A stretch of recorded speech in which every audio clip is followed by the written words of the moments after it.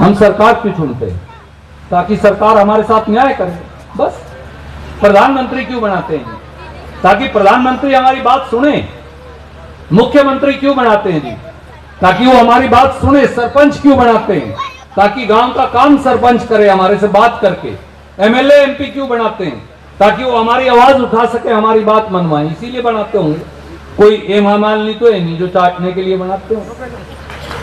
Film star तो है नहीं। हम तो हेमा मालिनी जी का भी बड़ा सम्मान करते हैं। क्यों? धर्मेंद्र जी के ब्याह रखी है, बहू है हमारी। परंतु ये फिल्म स्टार तो हो सकता है कोई। हम लोग जो है, मुझे या गुप्ता जी को इसलिए आप बनाते हैं के साथ हम लोग जो हैं आपकी सेवा कर सकें। नायब सैनी जी को भी इसलिए बनाया, मनोहर लाल खट्टर जी को भी इसलिए बनाया, दूसरे साथियों को भी हमने इसलिए बनाया। परंतु आज जो होने लग रहा है वो होने लग रहा है मेरे बुजुर्गों, मेरे साथियों, मेरे भाइयों, मेरे दोस्तों के वोट के राज को खत्म करने की साजिश हो रही है। नहीं तो किसान के रास्ते पर नश्तर क्यों बिछाए जाते हैं, आप बता दीजिए। सरपंचों को चंडीगढ़ बुला के पंचकुला में क्यों कूटा जाता है?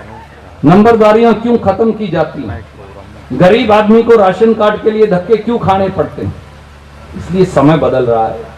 ये वोट का अगर राज खत्म कर देंगे तो आपके हाथ में कुछ बचेगा नहीं।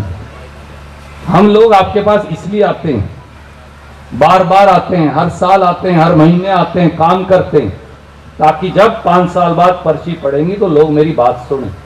यही बात होगी साहब। जो बयान है सुरजेवाला जी का, ये सीरीज है, ये धारावाहिक है, ये कोई अचानक अकेला नहीं है। फिर आपको याद हो, हरियाणा प्रदेश कांग्रेस पार्टी के प्रवक्ता ने कहा था कि 90% जो बलात्कार के मामले होते हैं वो तो आम सहमति से होते हैं। चलो, वो तो प्रवक्ता था। राजस्थान के मुख्यमंत्री के रूप में अशोक गहलोत जी ने आंकड़ा देते हुए कहा कि 57% केस फर्जी होते हैं बलात्कार के।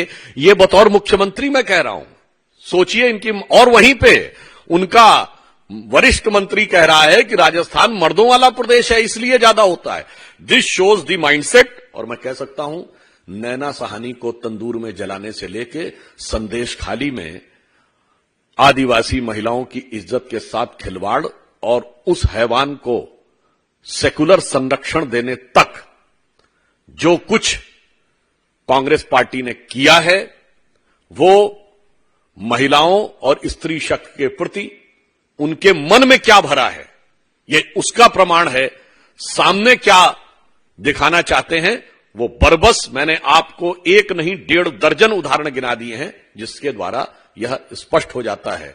और मैं यह भी बताना चाहता हूं, हम किसको मानते हैं? हम ये मानते हैं कि हम आदिशक्ति स्त्री का प्रतीक मानते हैं महिला को। वैसे तो एक दूसरे नजरिए से मैं कह दूं, इनको तो कहीं पर महिला शक्ति का उदाहरण आ जाए तो वो भी गले के नीचे नहीं उतरता है। फट से अगर कोई राजनीतिक हित दिखे तो किनारे कर लेते हैं।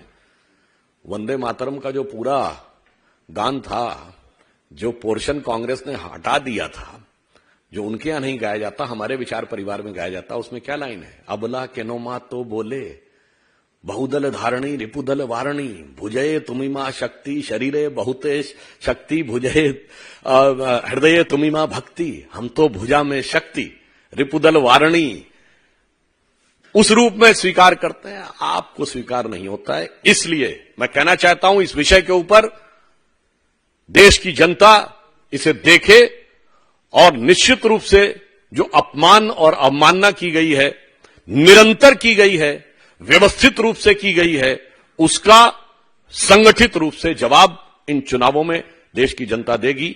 ये मेरा